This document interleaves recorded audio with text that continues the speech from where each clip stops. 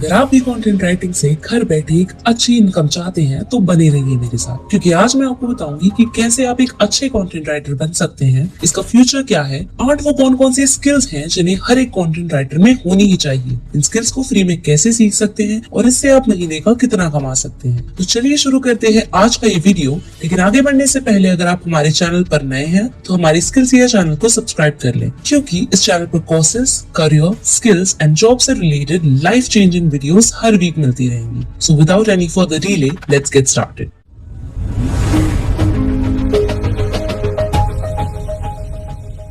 बहुत से लोग ये सोचते हैं कि अरे हमें तो इंग्लिश नहीं आती, फिर हम कैसे पैसे कमा सकते हैं। लेकिन दोस्तों ये एकदम गलत सोच है, खासकर कि जब बात कंटेंट राइटिंग की हो रही हो। अब जो भी मैं आपसे बातें शेयर करने वाली हूँ वो दोनों इंग्लिश और हिंदी कंटेंट में इस्तेमाल होती हैं। आज का वीडियो देखने के बाद आप एक इंग्लिश या फिर as a Hindi content writer बनकर एक अच्छा अमाउंट कमा सकते हो।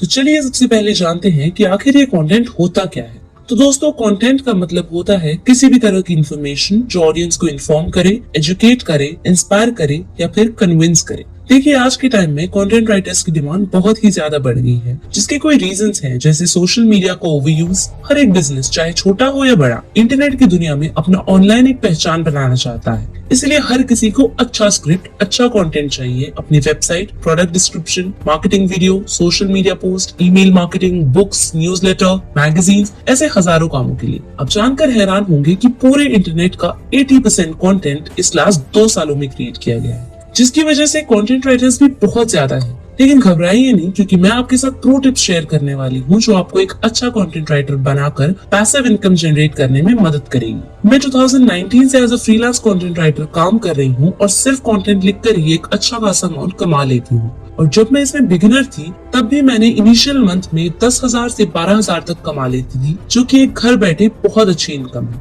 अब ये तो हो गई इसके स्कोप और फ्यूचर की बात। चलिए अब जानते हैं कि ये कंटेंट राइटिंग होती क्या है। तो कंटेंट राइटिंग का मतलब होता है blog post, SEO writing, how to guides, या फिर जैसे मैंने पहले भी बताया था कि एक ऐसी राइटिंग जो लोगों को इंस्पायर करे या फिर एजुकेट करे और साथ ही साथ ऑडियंस में एक ट्रस्ट भी बिल्ड करे। कॉपी राइटिंग और कंटेंट राइटिंग में फर्क। अब यहीं पर एक और टर्म आती है कॉपी राइटिंग, जो कि आपको कंफ्यूज कर सकती है। लेकिन कॉपी राइटिंग और कंटेंट राइटिंग में एक बहुत बड़ा डिफरेंस होता है।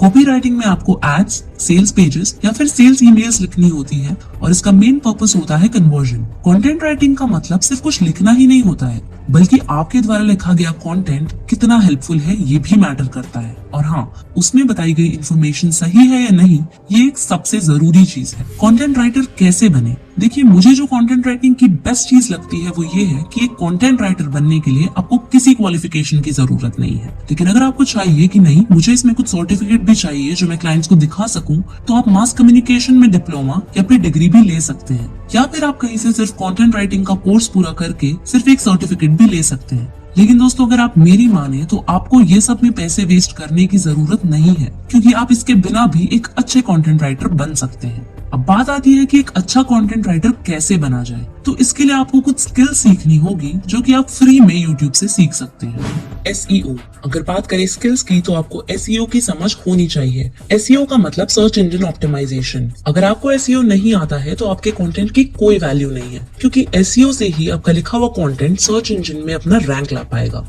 रिसर्च। आपको अच्छे से रिसर्च करनी आनी चाहिए। अब यहाँ रिसर्च का मतलब है कि आपको दिए गए टॉपिक पर प्रॉपर रिसर्च करके एक यूनिक और ओरिजिनल कंटेंट लिखकर देना है। एक और चीज मैं आपको बता दूं कि जितनी अच्छी आपकी रिसर्च होगी उतना ही अच्छा और एंगेजिंग आपका कंटेंट होगा। ओरिजिनलिटी। आपका कंटेंट ओरिजिनल होना चाहिए, यानी कि कहीं से कॉपी पेस्ट ना किया हो और ना ही उसमें कोई फेक चीज लिखी हो। जैसे कि मान लीजिए आपको किसी स्मार्टफोन के बारे में लिखना है और उसकी बैटरी है 4000 mAh, लेकिन आपने 4000 mAh की जगह 4500 mAh लिख दी। तो अब होगा ये कि जब आपका क्लाइंट ये रीड करेगा तो ऑटोमेटिकली उसकी नजर में एक नेगेटिव इंप्रेशन पड़ेगा और वो दोबारा आपसे कंटेंट नहीं लिखवाएगा।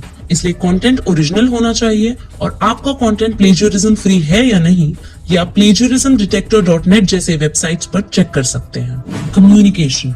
बहुत से लोग कम्युनिकेशन की वजह से ही बहुत से अच्छे ऑफर्स गवा देते हैं। आपकी कम्युनिकेशन स्किल्स अच्छी होनी चाहिए, क्योंकि अगर ये अच्छी नहीं होगी तो जाहिर सी बात है कि आपको क्लाइंट काम ही नहीं देगा। अगर आप हिंदी कंटेंट राइटर हैं तो आपकी हिंदी एकदम परफेक्ट होनी चाहिए, और अगर इंग्लिश है तो इंग्लिश अच्छी होनी चाहिए। इससे आपकी कम्युनिकेशन भी अच्छी होगी और कंटेंट लिखने में भी आसानी होगी। सोशल मीडिया, आप सोच रहे होंगे कि आखिर सोशल मीडिया की नॉलेज क्यों जरूरी है। तो सोशल मीडिया प्लेटफॉर्म्स की नॉलेज इसलिए जरूरी है क्योंकि इस पर आपको कंटेंट लिखने में एक आइडिया मिलेगा। टाइम मैनेजमेंट करना एक सक्सेसफुल कंटेंट राइटर बनने के लिए बहुत ही इंपॉर्टेंट है, क्योंकि अगर आपकी टाइम मैनेजमेंट सही नहीं है तो आप एक कंटेंट लिखने में ही काफी ज्यादा टाइम लगा दोगे और इसी चक्कर में आप बहुत सारे अच्छे ऑर्डर्स गवा दोगे। इसलिए पहले से ही डिसाइड करें कि रिसर्च में मुझे इतना टाइम लगाना है, फिर लिखने में इतना, एंड देन एडिटिंग में इतना टाइम लगाना है। इससे आप जल्दी और एक बेहतर कंटेंट लिख पाओगे। अंडरस्टैंड योर ऑडियंस, आपको ऑडियंस आपसे क्या जानकारी लेना चाहती है ये पता होना चाहिए।